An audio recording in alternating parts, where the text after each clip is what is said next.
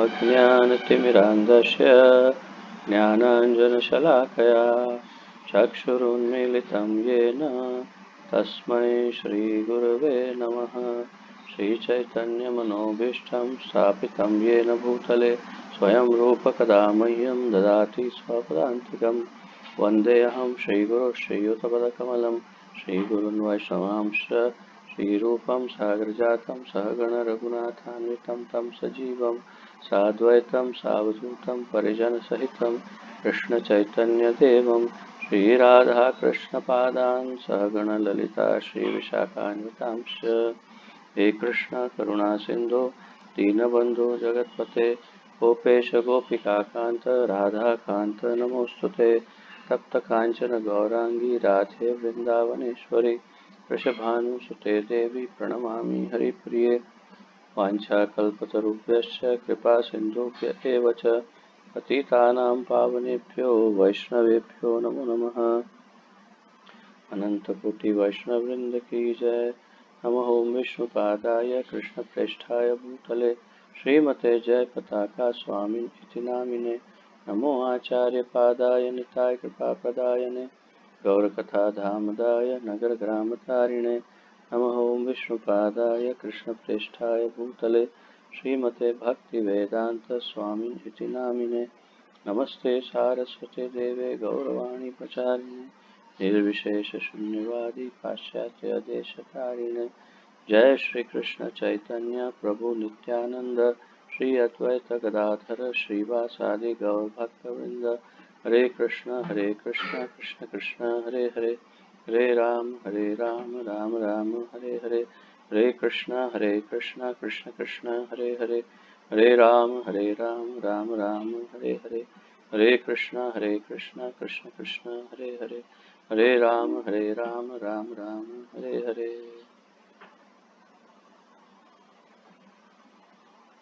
आप सबका स्वागत है आज के इस बहुत ही महत्वपूर्ण कार्यक्रम में, जिसका शीर्षक है श्री उपदेशामृत।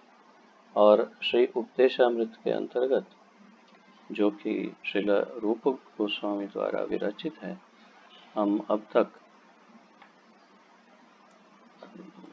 4 श्लोकों का अध्ययन कर चुके हैं और आज से 5वें श्लोक का अध्ययन शुरू करने जा रहे हैं।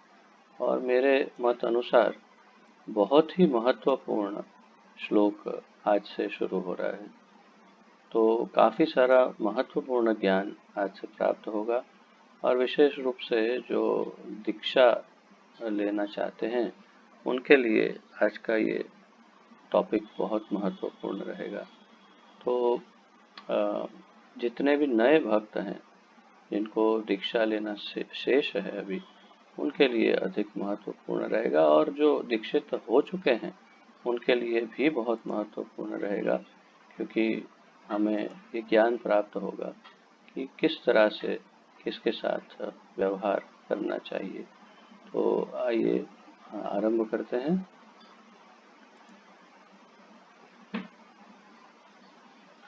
श्री उपदेशामृत श्लोक संख्या 5। जिनको ये क्लास शुरू होने से पहले मैंने हिंदी में जो किताब भेजी थी PDF के रूप में, उनको मैं ये थोड़ा सा सावधान करना चाहता हूँ कि इसमें ये 5वें श्लोक में कुछ गलतियाँ हैं, तो आप उसमें से ना पढ़ें जो हिंदी मैंने भेजा था, बल्कि मैं जो इसका जो सही किताब जो जिसमें ये करेक्शन किए हैं उसमें से पढ़ूंगा, तो आप उस पर ही ध्यान दीजिएगा या अपनी किताब में लिख लीजिएगा जो गलती है। जैसे वो हिंदी किताब में कृष्णोति यस्य लिखा है, परंतु वो कृष्णेति है, कृष्णोति नहीं। तो इस प्रकार कुछ कुछ गलतियां हैं, हम उसको थोड़ा नज़रअंदाज करेंगे और जो वास्तविक श्लोक है उसको पढ़ेंगे, तो उससे आप उच्चारण समझ जाएंगे कि कहाँ पर क्या गलती है। तो आइए मैं पढ़ता हूँ, फिर उसके बाद आप लोग भी उच्चारण करिएगा। पहले 3, 4, 5 बार मैं करूँगा, उसके पश्चात आप लोगों से भी करवाऊँगा उच्चारण इसका। और अवश्य इसे भी कंठस्थ करना चाहिए, परंतु ये थोड़ा अटपटा है, स्मरण करने में थोड़ा समय लगेगा, परंतु निश्चय से करेंगे, धैर्य से करेंगे तो हो जाएगा। कृष्णेति यस्य गिरितं मनसा ध्रियेत दीक्षा। तो आप लोग भी मेरे पीछे ही बोलेंगे, तो मैं आपको अनम्यूट भी कर देता हूँ।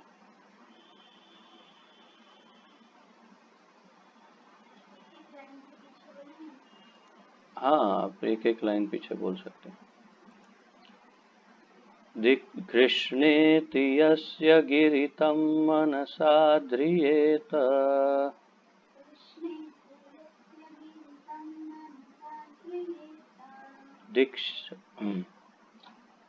दीक्षास्ति चेत् प्रणतिभिश्च भजन्तम् ईशम्।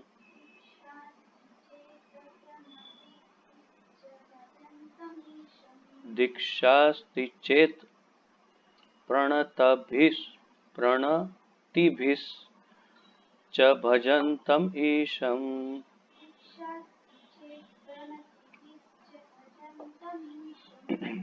शुश्रूषया भजनविज्ञम् अनन्यम् अन्य।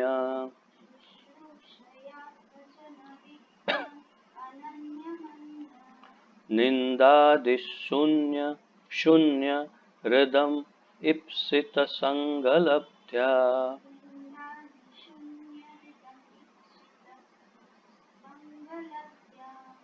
तो मैं देख रहा हूँ कोई भी अपने आप को अनम्यूट नहीं कर रहा, तो ठीक है, मैं सबको म्यूट फिर से कर देता हूँ। तो इस उच्चारण को यदि बिना संधि विग्रह के बोलेंगे तो इस प्रकार होगा। कृष्णेति यस्य गिरितं मनसा ध्रियेत दीक्षास्ति चेत् प्रणतिभिश्च भजन्तमीशम्। शुश्रूषया भजनविज्ञमनन्यमन्य। निन्दादिशून्यहृदमीप्सितसङ्गलब्ध्या। परंतु ये थोड़ा याद रखने में कठिन हो सकता है, इसलिए उसको थोड़ा अलग करके बोलेंगे तो थोड़ा सरल होगा। Krishna, you can repeat if you want. कृष्णेति यस्य गिरितं मनसा ध्रियेत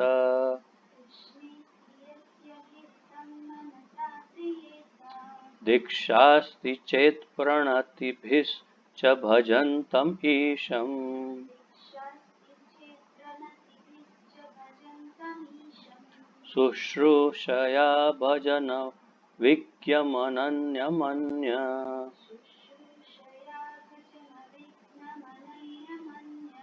निन्दादिशून्य हृदयम् ईप्सितसङ्गलब्ध्या।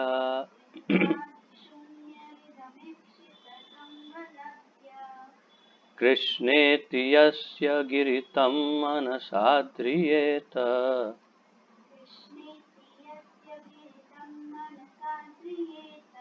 दीक्षास्ति चेत् प्रणतिभिश्च भजन्तमीशम्।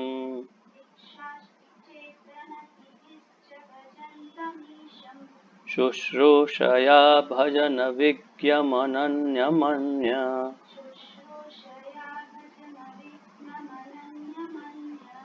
निन्दादिशून्यहृदमीप्सितसङ्गलब्ध्या।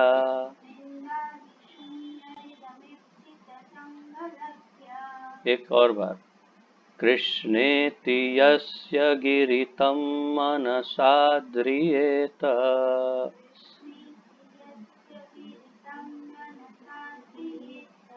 दीक्षास्ति चेत् प्रणतिभिश्च भजन्तम् ईशम्।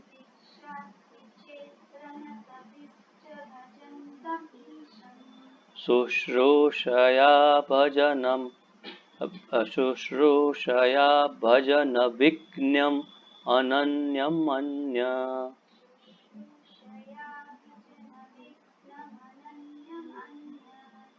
निंदादिशून्यरिदम ईप्सित संगलप्त्या।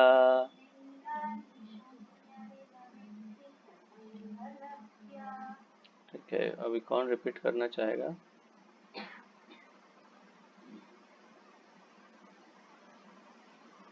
कृष्ण प्रिया माता जी ने पहले ही ना कर दिया।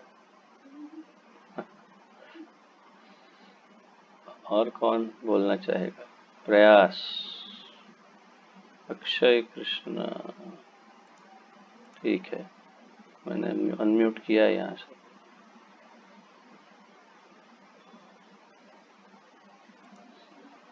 वहाँ से अनम्यूट करना पड़ेगा। हाँ बोलिए। बोल, आवाज नहीं आ रही है।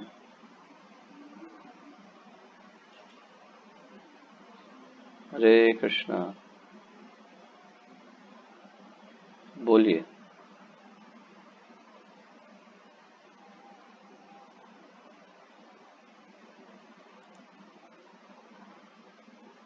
लगता है कुछ उनके वहाँ प्रॉब्लम है। और कोई बोलना चाहेगा?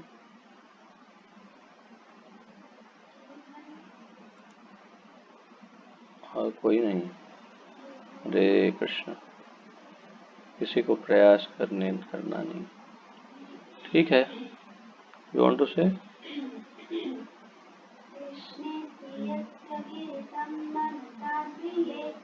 कृष्णेति यस्य गिरितं मनसा ध्रियेत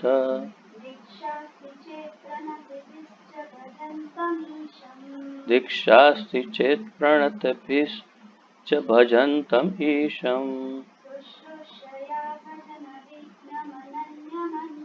शुश्रूषया भजन विज्ञमनन्यमन्य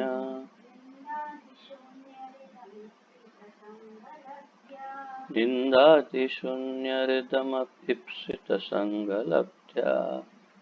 तो ये प्रणति भिष जो है वो उच्चारण के समय थोड़ा सावधान रहना चाहिए सबको।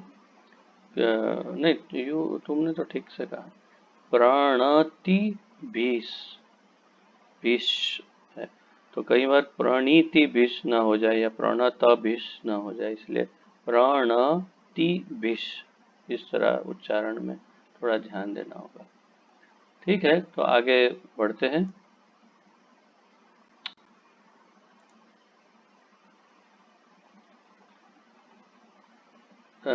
इसका तात्पर्य एवं अनुवाद श्रील प्रभुपाद जी द्वारा। श्रील प्रभुपाद की जय।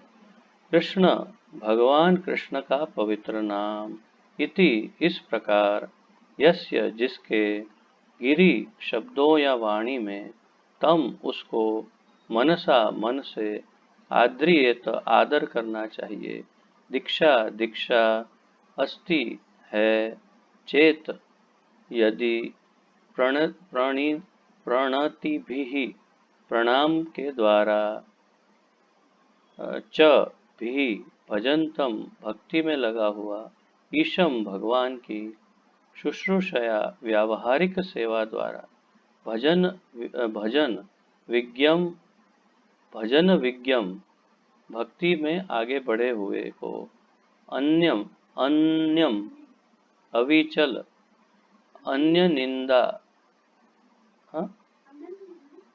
अनन्यम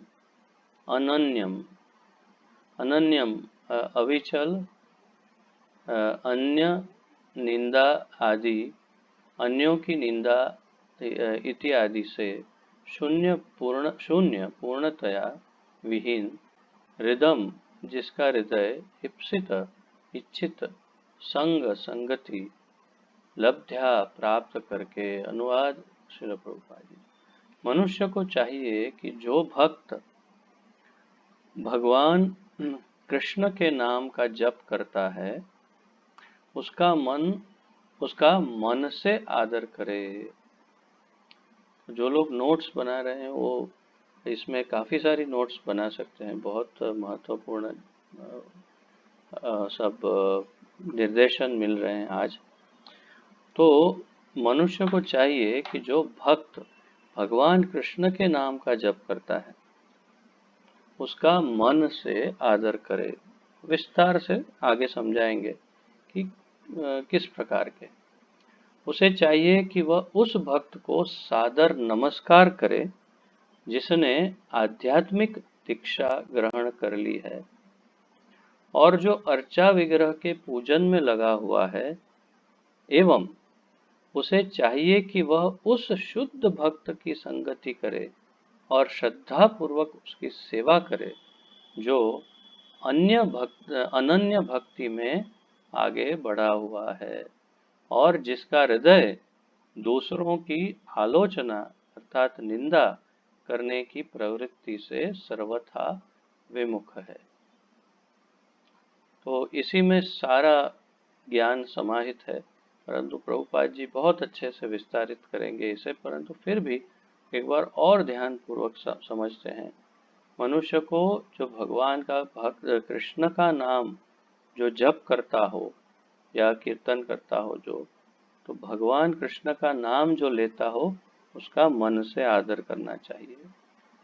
जिसकी विधिवत आध्यात्मिक दीक्षा हुई है उनको, और जो अर्चा विग्रह की पूजा करता है उसका प्रणाम करके आदर करना चाहिए, उसको प्रणति निवेदन करना चाहिए, प्रणाम।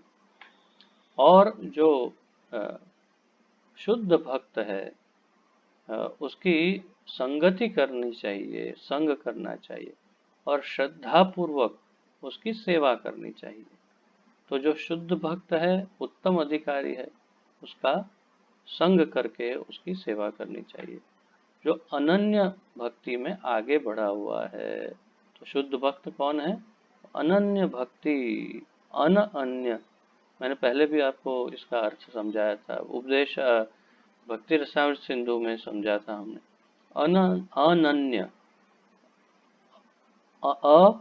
अन्य अर्थात अन्य और कोई नहीं, कोई दूसरा नहीं, केवल कृष्ण की भक्ति बिल्कुल स्थिर चित्त से, एकाग्र चित्त से, संपूर्ण समर्पण से, प्रेम से, जो केवल श्री कृष्ण के शरणागत है, उनकी भक्ति में लगा हुआ है। और भी बहुत सारे उसके लक्षण हैं, हमने देखे भक्ति रसामृत सिंधु में क्या क्या लक्षण है उत्तम भक्त के। तो उस उत्तम भक्त को का जो अनन्य भक्ति में आगे बढ़ा हुआ है और जिसका हृदय दूसरों की निंदा करने की प्रवृत्ति से मुक्त है, जो किसी की निंदा नहीं करता, उसकी सेवा करनी चाहिए और उसका संग प्राप्त करने का प्रयास करते रहना चाहिए। तो आगे बताएंगे प्रभुपाद जी कि हम समझ जाते हैं वास्तव में ये सारे लक्षण किस में कौन से लक्षण हैं, वो हम देखकर धीरे धीरे समझ जाते हैं और फिर हम तय कर सकते हैं। तो ये क्यों हमें अब बताया जा रहा है कि भाई ये उत्तम कौन, मध्यम कौन, ये सब क्या है? तो इसका कारण अब प्रभुपाद जी बताएंगे। तात्पर्य श्रील प्रभुपाद जी द्वारा।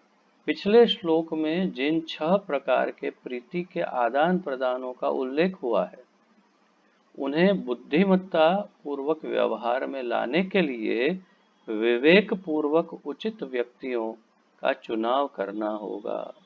तो हमने पिछले श्लोक में 6 प्रकार के प्रीति लक्षण देखे। कौन से 6 प्रकार के प्रीति लक्षण थे? सबको अब तक स्मरण हो गया होगा, मेरी आशा है।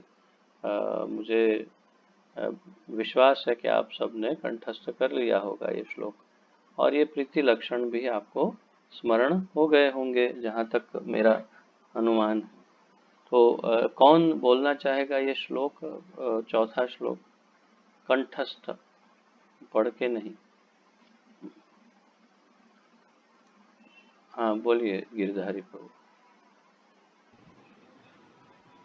ददाति प्रतिगृह्णाति गुह्यम् अभ्याति पृच्छति भुङ्क्ते भुजते चैव षडविधम् इति लक्षणम्। बहुत सुंदर।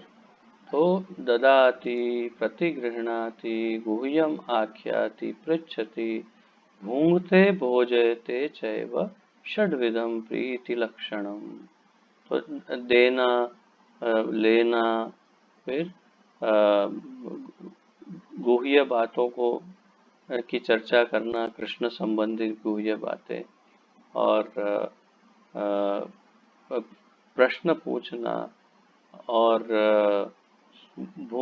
खिलाना उनको, भोजन पे, प्रीति भोजन प्रसाद पे बुलाना और उनको खिलाना या उनके वहां जाके खाना इत्यादि।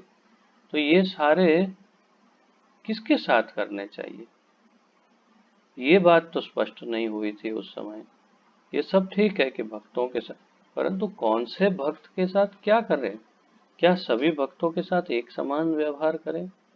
क्या सभी भक्तों के साथ एक जैसा ही सब होना चाहिए? तो नहीं। हमें ये समझना चाहिए कि भक्तों की 3 कोटियां हैं। कोटियां अर्थात अवस्थाएं अथवा पद।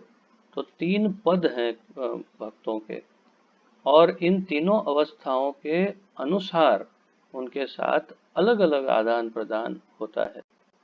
अब 3 के साथ सामने 3 प्रकार के भक्त मिलते हैं वास्तव में: उत्तम अधिकारी, मध्यम अधिकारी और कनिष्ठ अधिकारी। सामने उनको मिलने वाले भी उत्तम, मध्यम और कनिष्ठ। तो जब कनिष्ठ मध्यम से मिले तो कैसे बात करें, या फिर मध्यम यहाँ कनिष्ठ से मिले, या उत्तम जो है वो मध्यम से मिले, तो कौन किससे मिलता है तब कैसे बात करना, वो और भी ज़्यादा बृहद हो जाता है। परंतु फिर भी जितना हो सके यहाँ पर प्रभुपाद जी ने ये स्पष्ट करने का प्रयत्न किया है इस उनके तात्पर्य में, कि किसके साथ कैसा व्यवहार करना चाहिए, किसको किस प्रकार का आदर देना चाहिए, वो सब यहाँ पर थोड़ा स्पष्ट करते हैं। क्योंकि रूप गोस्वामी ने तो कह दिया कि कृष्णेति यस्य गिरितम मनसाद्रियेत। तो जो कृष्ण को मन से, कृष्ण को जो कृष्ण का जो नाम लेता है उसको मन से आदर। परंतु कृष्ण का नाम तो सन्यासी भी लेते हैं, कृष्ण का नाम तो मध्यम अधिकारी लेते हैं, कृष्ण का नाम जगत में सामान्य लोग जो हैं वो भी ले लेते हैं।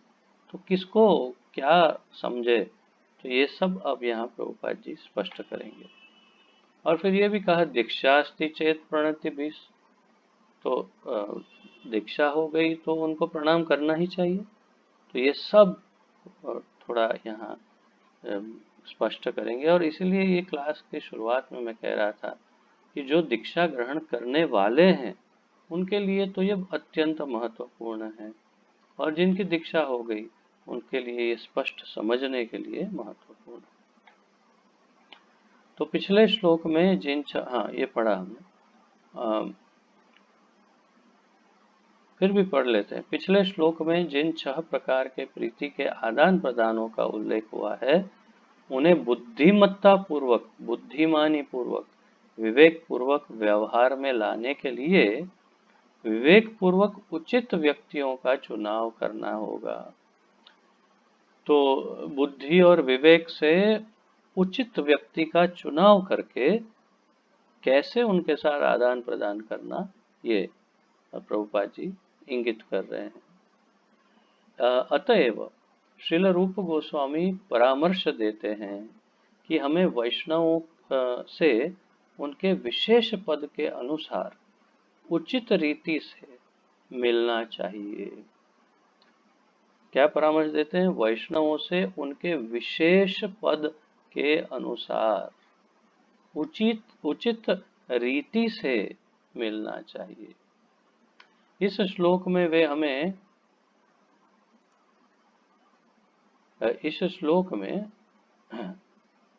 वे हमें यह बताते हैं कि 3 प्रकार के भक्तों कनिष्ठ अधिकारी, मध्यम अधिकारी तथा उत्तम अधिकारी के साथ किस तरह से व्यवहार किया जाए। अब वह बड़े विस्तार से तीनों अधिकारियों की चर्चा करेंगे प्रभुपाद जी। कनिष्ठ अधिकारी ऐसा नौसिखिया है जिसे हरि नाम की दीक्षा गुरु से मिली है और जो भगवान नाम का जप करने का प्रयास कर रहा है। तो देखिए सबसे पहली स्पष्टता, रूप गोस्वामी कहते हैं कृष्णेस्ति यस मनसा कृष्णेस्ति यस गिरितम मनसा द्रियेत। तो यहाँ पर दीक्षा की कहीं बात नहीं की, परंतु प्रभुपाद जी दीक्षा की बात कर रहे हैं कनिष्ठ अधिकारी में। प्रभुपाद जी कह रहे हैं कि जिन्होंने दीक्षा ले ली है परंतु जो नया नया भक्त बना है, परंतु इसका अर्थ ये भी नहीं है कि जिन्होंने दीक्षा नहीं ली है और दीक्षा लेने का अधिकारी हो गया है तो इसका उसको आदर नहीं करना चाहिए, ऐसा नहीं कहा।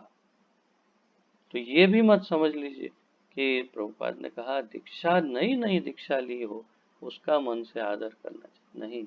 जो दीक्षा का अधिकारी हो गया हो, जो वास्तव में प्रेम पूर्वक भगवान का नाम लेता हो, अब प्रेम ना हो लेकिन भगवान का नाम लेता हो, और जैसे कि रूप गोस्वामी बताते हैं, और जिसकी नई नई दीक्षा हुई या तो दीक्षा लेने वाला हो, लगभग दीक्षा के लिए तैयार हो गया हो, ऐसे भक्त के लिए कहा गया।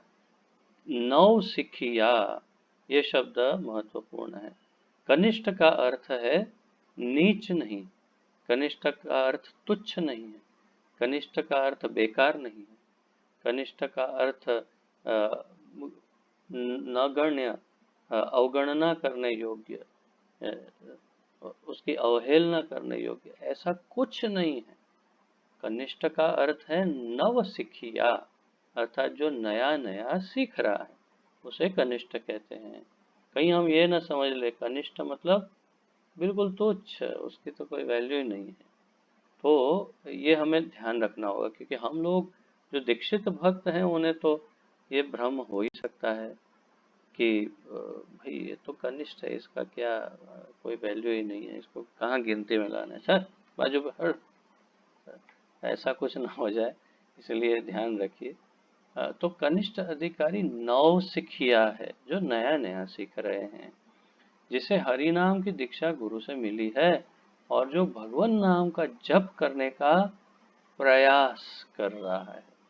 प्रयास कर रहा है अर्थात कभी 14, कभी 16, कभी 18 में गोते खा रहा है।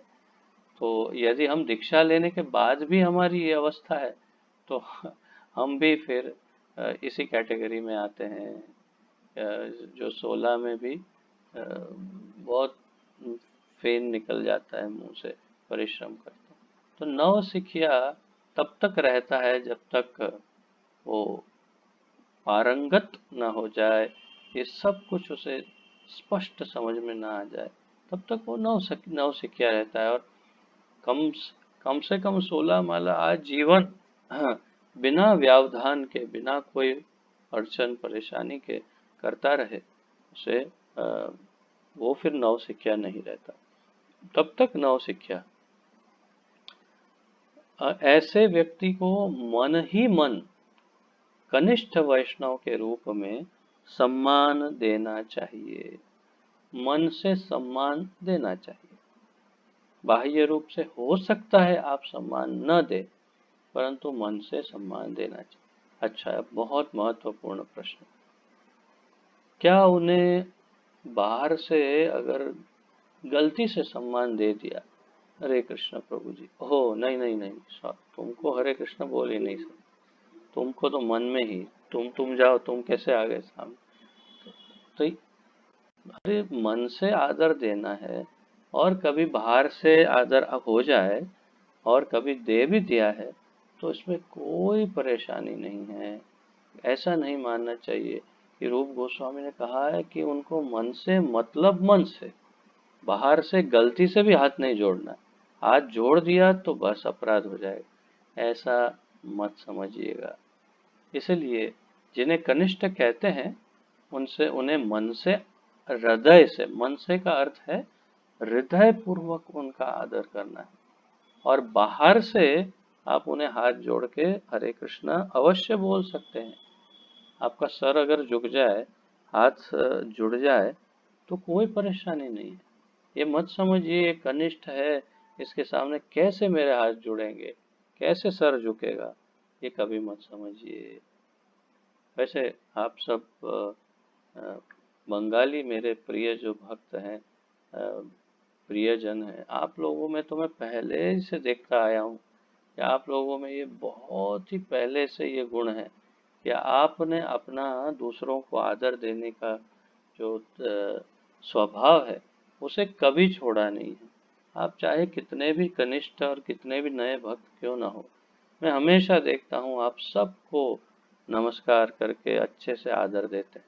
मैं आप सब में ये गुण देखता हूँ और मैं बहुत ही भाग्यशाली हूँ कि आप सबसे मेरा नाता जुड़ा है। तो मैं आपसे ये सीखने का प्रयास करता हूँ। तो आप सब में ये गुण तो पहले से है, बहुत अच्छी बात है, परंतु इसे बरकरार रखिए। कभी ये ना हो कि आगे और थोड़े वर्ष हो जाए फिर लगे हाँ अब तो सीनियर हो गए ना, अब क्यों करना। तो ऐसे नहीं, जो भी भक्त हैं उन्हें आदर तो देना ही चाहिए।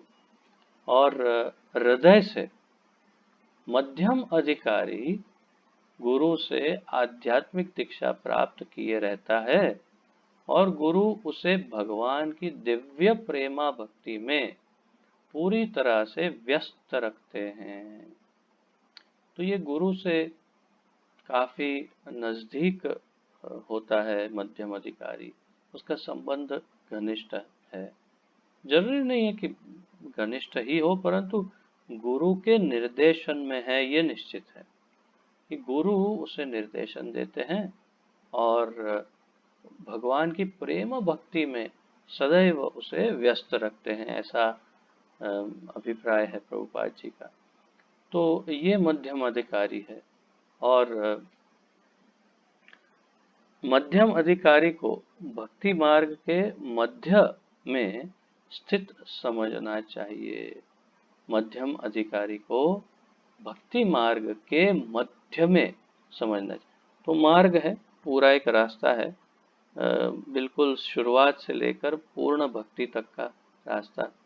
तो उसके बिल्कुल बीचों बीच मध्य में स्थित मध्यम अधिकारी को समझना चाहिए, अर्थात उसने आधा रास्ता काट लिया है और बस अब आधा रास्ता और शेष है उसका भगवान तक पहुंचने में। उत्तम अधिकारी वह है जो भक्ति में बहुत आगे बढ़ा होता है, तो लगभग पहुंच गया, जैसा कि ये पहुंचने वाला है, सामने दिख रहा है।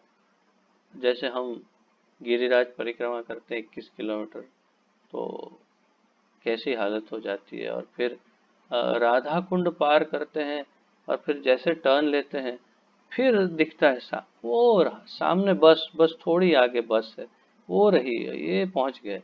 तो उस तरह से ये कुसुम सरोवर वहां पर ही है, बस अभी पहुंच जाए।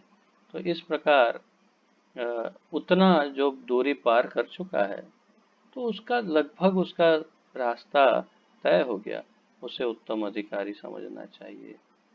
अ,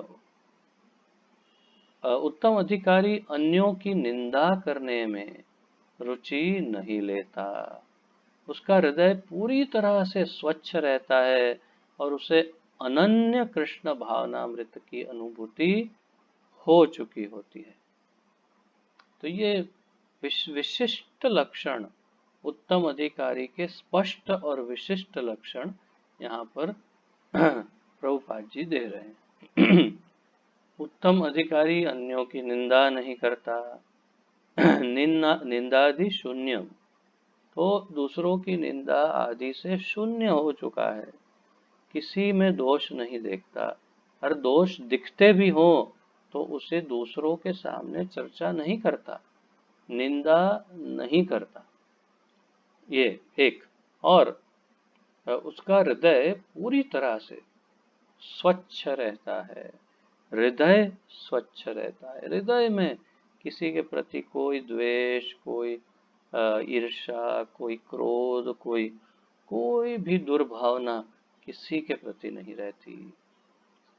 उसे अनन्य कृष्ण भावनामृत की अनुभूति हो चुकी होती है।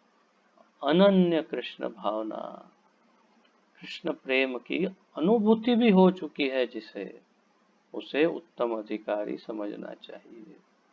श्रील रूप गोस्वामी के मत अनुसार ऐसे महाभागवत की संगति तथा सेवा अत्यंत वांछनीय है। अत्यंत वांछनीय अर्थात इच्छनीय, इच्छा करने योग्य, करने योग्य, करणीय है। ऐसे उत्तम अधिकारी की सेवा करनी। अब आप समझ गए कि हमारे मध्य में कौन उत्तम अधिकारी है, कौन मध्यम अधिकारी है, कौन कनिष्ठ अधिकारी है और किसकी सेवा करनी चाहिए।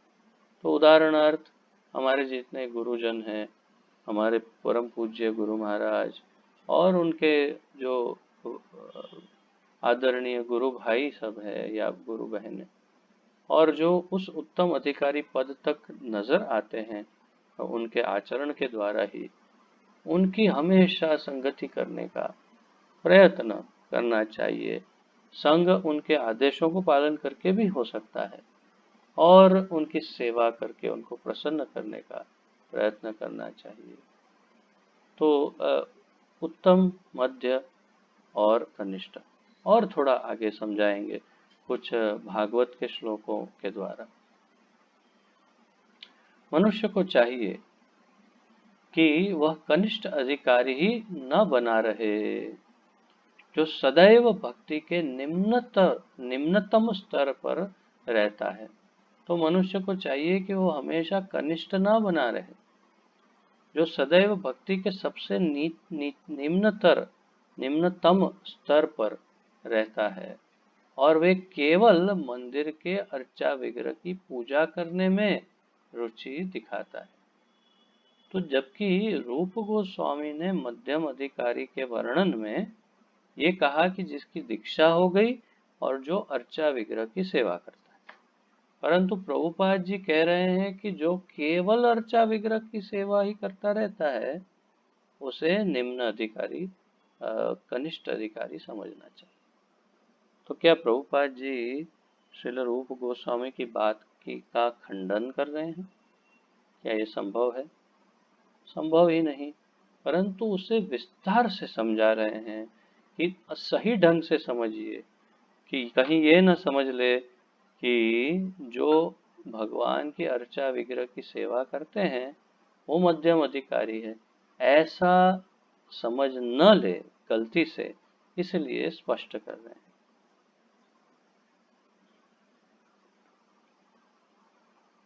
अब विस्तार से समझाएंगे कि केवल अर्चा विग्रह की सेवा का क्या है अर्थ, और उसके साथ कौन सी और भावनाएं जुड़ी होनी चाहिए मध्यम अधिकार तक पहुंचने के लिए।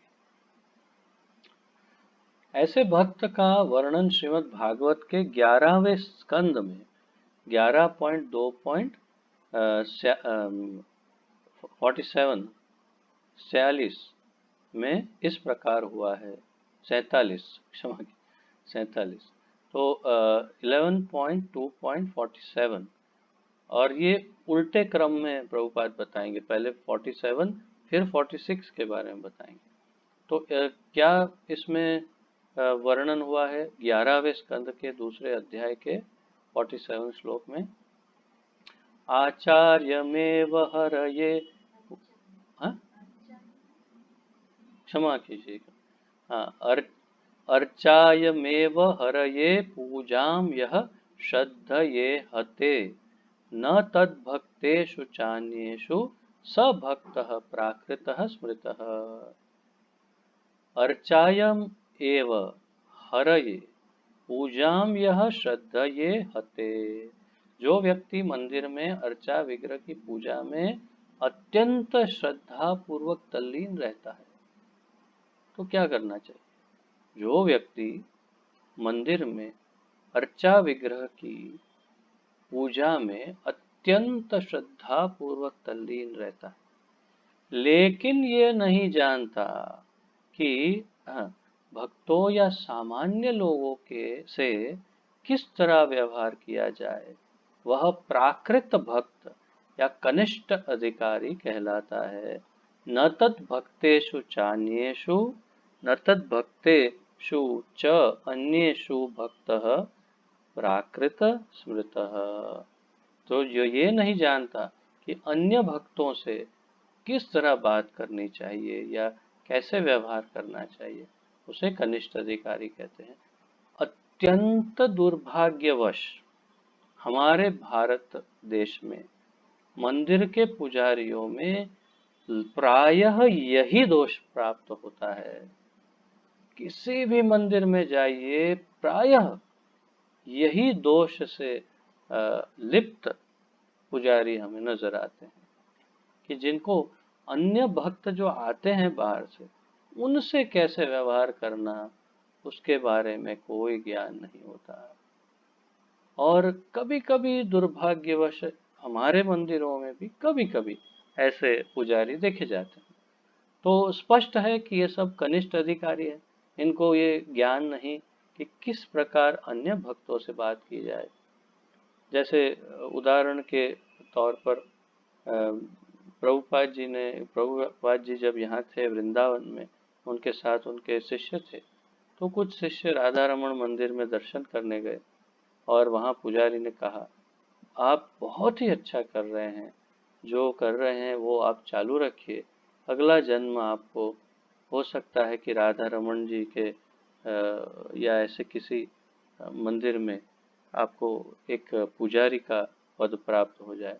तो जब प्रभुपाद जी को ये बताया तो अत्यंत क्रोधित हो गए प्रभुपाद जी और कहा, उसको जाके कहो कि तुम ये पूजा चालू रखना, अगले जन्म में तुम इस्कॉन में जन्म लोगे और फिर प्रचार कर पाओगे।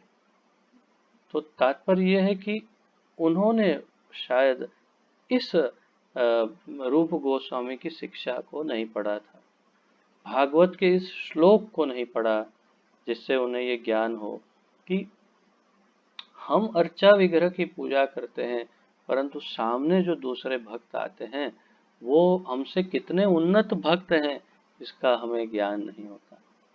इससे विपरीत कई बार हम और भी उदाहरण देखते हैं कि जो पुजारी होते हैं वो इतने विनम्र होते हैं कि वो आने वाले भक्तों का अत्यंत आदर, सम्मान और प्रेम से सत्कार करते हैं। तो ये उचित व्यवहार है। तो ये यहाँ पर प्रभुपाद जी कह रहे हैं, इस श्लोक के द्वारा भागवत के समझा रहे हैं कि जो भगवान के विग्रह की सेवा ही सेवा जो करता है, परंतु भक्तों का आदर करना जिसे नहीं पता, सामान्य मनुष्यों का आदर करना नहीं जानता, उसे कनिष्ठ अधिकारी समझना चाहिए, परंतु मन से आदर करना चाहिए हमें उसका। और फिर कहते हैं, अतएव मनुष्य को कनिष्ठ अधिकारी के पद से ऊपर उठकर मध्यम अधिकारी के पद तक पहुंचना चाहिए। तो हम सब के लिए ये निर्देशन है कि हमें मध्यम अधिकार के पद तक पहुंच जाना चाहिए।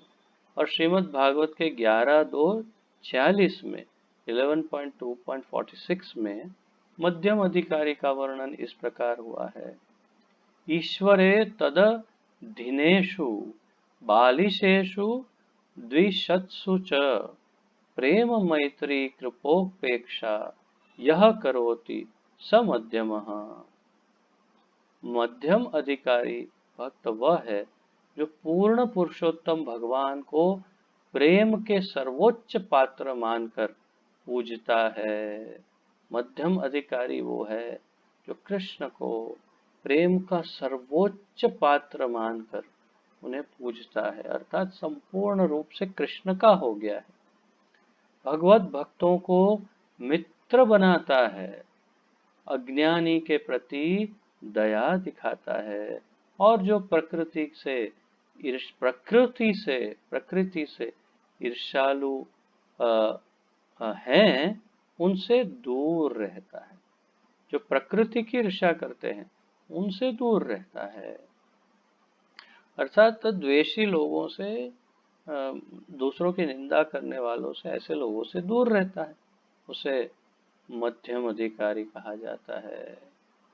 तो यहाँ मध्यम अधिकारी का बहुत स्पष्ट वर्णन श्रीमद् भागवत में ही प्राप्त हो गया, जो पूर्ण पूर्ण पुरुषोत्तम भगवान को प्रेम से पूजता है, भगवत भक्तों को मित्र बनाता है, अज्ञानी के प्रति दया दिखाता है, और प्रकृति के ईर्ष्यालु जो है उनसे दूर रहता है। ये 4 उसके अंदर मुख्य गुण हैं, जो नोट्स आप लिख सकते हैं। भक्ति के सही सही अनुशीलन की यही विधि है। अतएव इस श्लोक में श्रील रूप गोस्वामी ने हमें उपदेश दिया है कि विभिन्न भक्तों के प्रति किस तरह व्यवहार किया जाए। रूप गोस्वामी बताते हैं कि अलग अलग भक्त हैं, किसके साथ कैसा व्यवहार करना चाहिए वो हमें इंगित करते हैं रूप गोस्वामी। हम अपने व्यावहारिक अनुभव से देख सकते हैं कि वैष्णव कई प्रकार के होते हैं। ये बात बिल्कुल सही है, सत्य है, और आप सबका अनुभव है। यहाँ जितने बैठे सबका अनुभव, जो सुन रहे सुनेंगे, सबका अनुभव होगा ही। जो कृष्ण भावना में 1-2 वर्ष से हैं या अधिक से, हम सबका अनुभव है क्या कि अपने व्यवहारिक अनुभव से देख सकते हैं कि वैष्णव कई प्रकार के होते हैं। हरेक के स्वभाव में, आचरण में, उनके भक्ति के स्तर में, उनकी स्वीकृति में, उनके भजन में, साधना में, सब में अंतर है, सब में अंतर है, और अनेक स्तर के भक्त हैं। तो फिर किसको ऐसा समझे इसमें से कोई तो ऐसा होगा जिसको हम समझे है छोड़ो, इसको तो बिल्कुल बेकार है, इसको फेंको बाहर, इसकी कोई आवश्यकता नहीं, इससे तो बिल्कुल, ऐसा कोई तो होगा ना। तो इसी प्रश्न का उत्तर हमें प्राप्त होगा कि इनमें से कौन ऐसा है कि जिसको हम, अरे ये तो बिल्कुल बेकार भक्त है, इसको छोड़ो, इससे बात नहीं करना, ऐसा कोई है क्या?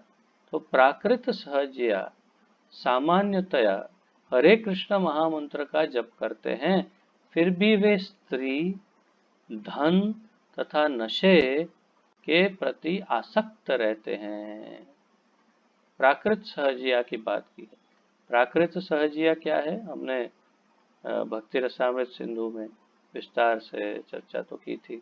फिर भी कि जो नियमों का पालन, नीति नियम का पालन करने का मुझे की तैयारी जिनमें नहीं है, जो कोई नियम पालन नहीं करना चाहते, अपने आप को सीधा भगवान की लीला में प्रविष्ट समझते हैं, गोपी या तो सखी के भाव में घूमते रहते हैं, या इत्यादि, और फिर भी सारे उल्टे सीधे कार्य करते हैं और उसे भगवान की भक्ति के नाम पर क्या कहते हैं, मान्य करने का प्रयास करते हैं। तो अनेक अनेक उसके और भी है उदाहरण, किससे किससे प्राकृत सहजिया। तो ये प्राकृत सहजिया जो है, इनसे हमें द्वेष करना चाहिए कि नहीं करना चाहिए, क्या करना चाहिए, उनको तिरस्कार करना चाहिए, क्या करना चाहिए? तो ये हरे कृष्ण महामंत्र का जप करते हैं, पहला ही आप पढ़िए, प्राकृत सहजिया सामान्यतया हरे कृष्ण महामंत्र का जप करते हैं, फिर भी स्त्री, धन तथा नशे के प्रति आसक्त रहते हैं। भले ही ऐसे लोग भगवान के पवित्र नाम का जप करते हों, लेकिन फिर भी वे ठीक से शुद्ध नहीं हो पाते। ऐसे लोगों का मन से आदर करना चाहिए। बहुत बड़ी बात प्रभुपाद जी कर रहे हैं। ऐसे प्राकृत सहजिया का भी मन से आदर तो करना ही चाहिए। क्यों?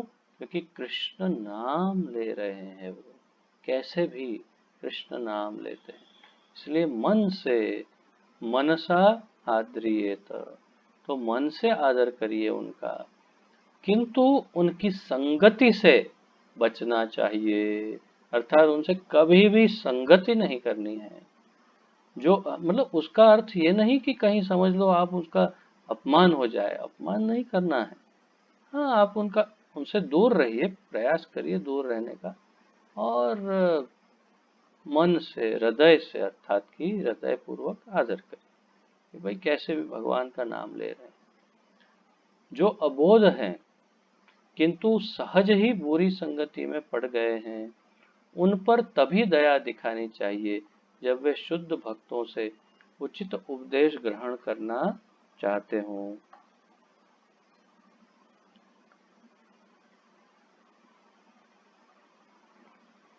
तो कुछ ऐसे भी लोग होते हैं कि जो बुरी संगति में फंस जाते हैं, इतने समझदार नहीं होते, अबोध होते हैं, और इसके कारण वो थोड़े गिर जाते हैं कभी कभी, और फिर भी तैयार रहते हैं कि कोई अच्छे भक्त हमें मार्गदर्शन दे।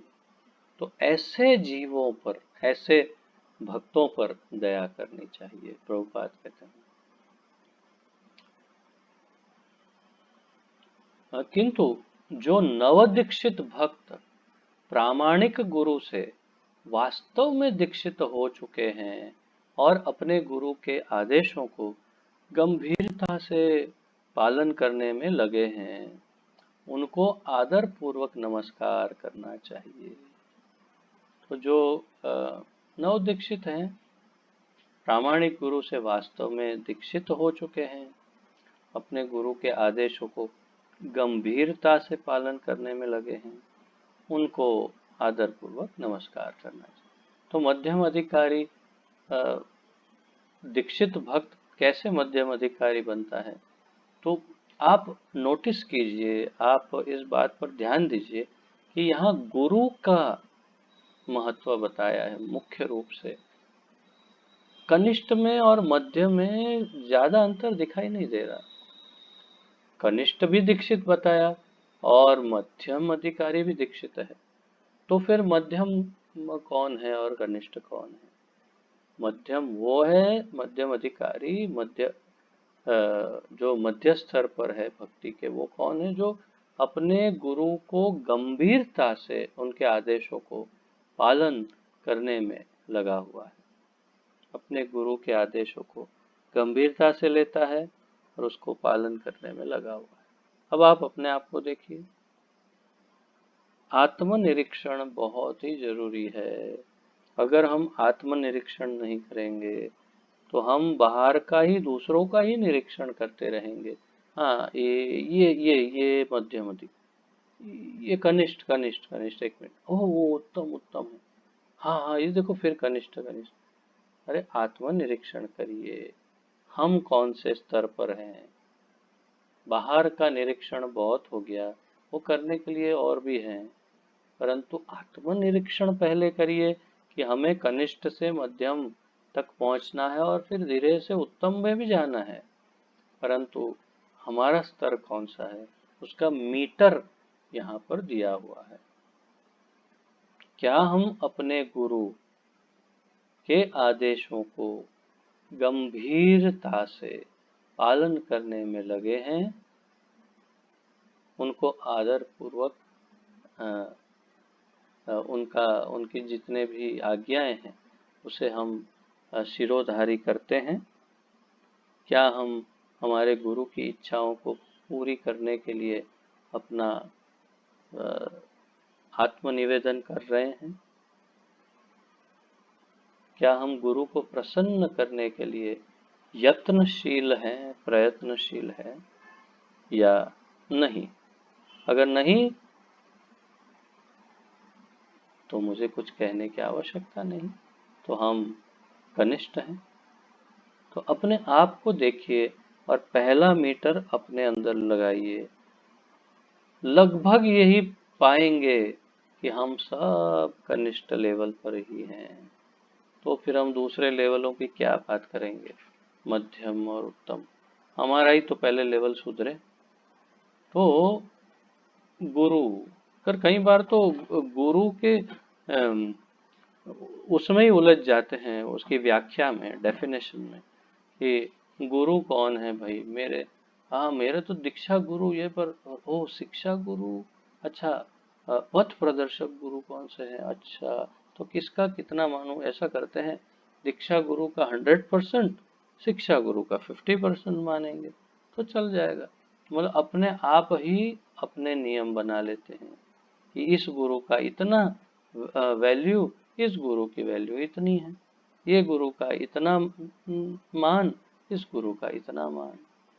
तो इसीलिए तो आईडीसी करवाते हैं, इस्कॉन डिसाइपल कोर्स, दीक्षा लेने से पहले, ताकि गुरु तत्व को सही ढंग से समझ में समझ जाए सब, और फिर ध्यान में रहे कि गुरु तत्वों में भेद नहीं करते, भेद होते हुए भी भेद नहीं करना होता है। तो वास्तव में अ, गुरु के आदेशों का पालन, उनके ध्येय की पूर्ति में उनकी सहायता, और उनके मार्गदर्शन के अनुसार अपने जीवन को जीने से ही मध्यम अधिकारी पद तक पहुंच सकते हैं।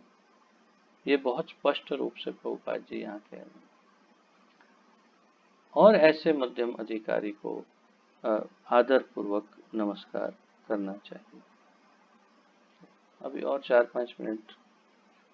इस कृष्ण भावनामृत आंदोलन में जाति, नस्ल या रंग का भेदभाव किए बिना प्रत्येक मनुष्य को अवसर दिया जाता है। इस आंदोलन में हर व्यक्ति को सम्मिलित होने, या हमारे साथ, प्रभुपाद जी कह रहे हैं, उनकी बात कर रहे हैं, हमारे साथ बैठने, प्रसाद लेने तथा कृष्ण के विषय में सुनने के लिए आमंत्रित किया जाता है। जब हम देखते हैं कि कोई व्यक्ति सचमुच ही कृष्ण भावनामृत में रुचि रखता है और दीक्षित होना चाहता है, तो उसे हम भगवान के पवित्र नाम का कीर्तन करने के लिए शिष्य के रूप में ग्रहण करते हैं। प्रभुपाद जी व्याख्या कर रहे हैं सब। यदि कोई नया भक्त वास्तव में दीक्षित होता है और अपने गुरु के आदेश से भक्तिमय सेवा में लगा होता है, तो उसे तुरंत ही प्रामाणिक वैष्णव के रूप में स्वीकार करके नमस्कार करना चाहिए, भले नया हो। ये भी समझ लीजिए, कोई नया भक्त है जो अभी अभी जुड़ा है, परंतु वास्तव में दीक्षित होता है और अपने गुरु के आदेश से भक्तिमय सेवा में लगा होता है, उसे तुरंत ही प्रामाणिक वैष्णव के रूप में स्वीकार करके नमस्कार करना चाहिए। तो इसलिए सबसे अच्छा यही होगा, सभी भक्तों को नमस्कार करो, क्या परेशानी है। ऐसे अनेक वैष्णवों में से कोई एक ऐसा होगा जो भगवान की सेवा में गंभीरता से संलग्न रहकर समस्त विधि विधानों का पालन करता है, जप माला का नियत संख्या में जप करता है तथा सदैव कृष्ण भावनामृत आंदोलन का विस्तार करने के विषय में विचारता रहता है। ऐसे वैष्णव को उत्तम अधिकारी के रूप में स्वीकार करना चाहिए और उसकी संगति करनी चाहिए। अब आपके लिए प्रश्न ये है कि आप सब या हम सब ये समझ गए कि हम कनिष्ठ हैं, और फिर रो के बैठेंगे, अरे हम तो सब कनिष्ठ भक्त हैं, हमारी तो अवस्था बिल्कुल कनिष्ठ है, तुच्छ है, तो क्या करें, बिल्कुल तुच्छ अवस्था में है, कनिष्ठ अवस्था में। अरे बाबा, आपको हमारे पूर्ववर्ती आचार्य सब निर्देश दे रहे हैं कि कनिष्ठ से मध्य लेवल तक ऊपर उठना है, आगे बढ़ना है, अपने स्वभाव को बदलना है, अपने आचरण को बदलना है, अपने अपनी क्रियाओं को, अपने कार्यों को बदलना है और मध्य लेवल तक पहुंचना है। ये रोना रो के बैठना नहीं है, मैं तो कनिष्ठ हूँ, मैं तो कनिष्ठ हूँ, मैं तो कनिष्ठ हूँ। ये रोना धोना करना छोड़ देना है और गुरु की सहायता करनी है, प्रचार कार्य में मध्य लेवल तक पहुंचना है, और जो मध्य लेवल के जो भी गुण हैं उन्हें अंदर विकसित करने का संपूर्ण सीरियस प्रयास करना है। तो ये आप सब विशेष रूप से जो दीक्षित भक्त हैं उनके लिए, और जो अब दीक्षित होने वाले हैं बिल्कुल तैयार हैं, ऐसे भक्तों के लिए ये बड़ा महत्वपूर्ण है। विशेष रूप से जो दीक्षित भक्त हैं उनके लिए तो महत्वपूर्ण है ही। ये रोना लेकर मत मत बैठो, क्योंकि मैं देख रहा हूँ, मैं जितने भी निर्देशन देता हूँ, विशेष रूप से बहरामपुरा के भक्ति वृक्ष मैनेजमेंट ग्रुप में जो भी अंदर मैं निवेदन, निर्देशन तो नहीं कहूँगा, निवेदन करता हूँ, उसमें से 90% निवेदनों का कहाँ उनको उड़ा देते हैं उसका अता पता ही नहीं मिलता। कई निवेदन ऐसे हैं, कई निवेदन जिसके तो उत्तर ही नहीं प्राप्त होते, और मैं हमेशा आश्चर्यचकित होता हूँ कि उत्तर तक नहीं देते। ये किस लेवल के उत्तम अधिकारी मेरे सामने सब बैठे हैं, वो सोचता रहता हूँ हमेशा। तो अपना प्रयास भी नहीं करना चाहते कि हाँ हाँ हम प्रयास करेंगे और अपना लेवल थोड़ा बढ़ाएंगे, बस यही रोना लेके बैठे रहते हैं, मैं तो कनिष्ठ हूँ, मैं तो कनिष्ठ हूँ। तो ये रोना छोड़िए, अपना वो अपनी सीमा को तोड़िए, बाहर निकलिए, प्रयास करिए सीरियस कि किस प्रकार अपने गुरु को प्रसन्न कर सकें। क्योंकि गुरु महाराज का ध्येय एकदम स्पष्ट है। गुरु महाराज मात्र प्रचार के ही अ, अ, क्या कहते हैं, आशिक हैं, प्रेमी हैं। उनको प्रचार और प्रचारक ही बहुत ही प्रिय है, और ये मेरा प्रत्यक्ष अनुभव है कि उनको प्रचारक अत्यंत प्रिय है। और सामान्य जो सामान्य भक्त हैं वो प्रिय तो हैं, पर ऐसे प्रिय नहीं जैसे प्रचारक है। आप लोग प्रयास नहीं करेंगे और मेरे मार्गदर्शन का पालन नहीं करेंगे, उत्तर तक देने का कि क्या कहते हैं, का विवेक तक नहीं प्रदर्शित करेंगे, तो फिर अ, कैसे हम आगे आपको बढ़ाने में सहायता करेंगे। यदि देखिए, उत्तर और प्रति उत्तर, प्रश्न और उत्तर तो दोनों सामने सामने हो, जब ताली बजती है तो दूसरा हाथ सामने हो, तभी ये सब संभव है। नहीं तो किस तरह से फल प्राप्त होगा। अगर जल कोई डाल रहा है पात्र में, पात्र में छेद हो तो कैसे जल भरेगा। तो अपने पात्र को के छेदों को भर दीजिए। जब कोई चर्चा हो तो उसमें कम से कम प्रत्युत्तर देने का प्रयत्न तो कर सकते हैं। बिल्कुल एक मूढ़ की तरह, एक पत्थर की तरह देखते रहते हैं, पढ़ते रहते हैं और फिर कोई उत्तर नहीं देते। प्रभु जी देखते हैं कि इन्होंने पढ़ लिया है, बस कुछ उत्तर देना देना नहीं चाहते, तो कैसे संभव है। आप देखिए, सबसे ज्यादा एक्टिव अक्षय प्रभु प्रयत्न करते हैं, कुछ न कुछ कभी कभी आप लोग सभी कुछ न कुछ प्रयत्न करते हैं, परंतु और ज्यादा खुलकर के एक्टिव होना है। आप अब अभी जो समय दिया है ठाकुर जी ने आपको, उस समय का प्रयोग करके आप अपने आप को विस्तारित करिए, आपका विस्तार बढ़ाइए और प्रयत्न करिए एकदम सीरियस प्रचार करने का। एक एक भक्त जो आपके एरिया में है, नए भक्त, उन सब को एक एक को पर्सनली विकसित करिए।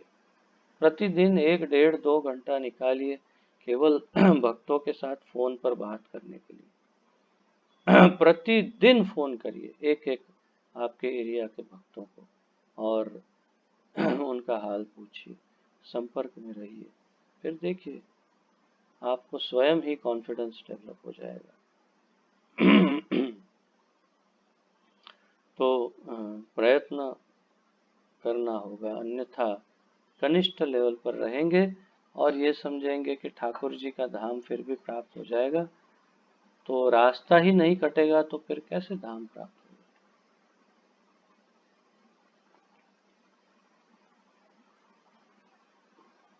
होगा? उत्तम अधिकारी के लेवल तक नहीं जाएंगे तो कैसे भगवत धाम प्राप्त करेंगे? ऊपर उठना होगा। आगे प्रभुपाद जी और भी समझाएंगे कि ऊपर उठना किसे कहते हैं, उत्तम किसे कहते हैं, उत्तम शब्द का अर्थ समझाते हैं बहुत विस्तार के साथ। तो वो सब हम अब कल चर्चा करेंगे इसकी।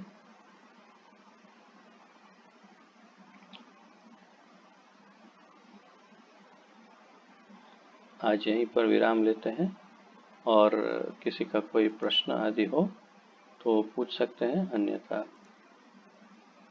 यहीं पर पूर्णाहुति करते हैं। किसी का कोई प्रश्न है?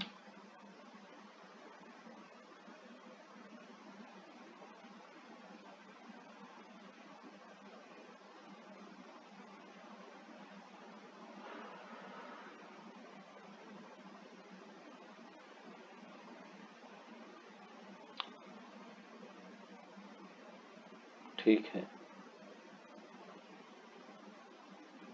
यदि किसी का कोई प्रश्न ना हो तो यहीं पर विराम लेते हैं। आप सबका बहुत बहुत धन्यवाद। श्री उपदेशामृत की जय। श्रील रूप गोस्वामी प्रभुपाद की जय। पतित पावन अभय चरणारविंद भक्ति वेदांत स्वामी श्रील प्रभुपाद की जय। गुरु महाराज की जय। अब सब भक्तों की जय हो। हिताय गौर प्रेमानंदे हरि हरि बोल। हरे कृष्ण। आप सबको कोटि कोटि प्रणाम। और ये समझिएगा मेरा जो उत्तरदायित्व है केवल उसको निभाने के लिए मैं कभी कभी थोड़े से भारी शब्दों का प्रयोग करता हूँ, अन्यथा सदैव मैं आपका दास हूँ। आपका दास। हरे कृष्ण। धन्यवाद।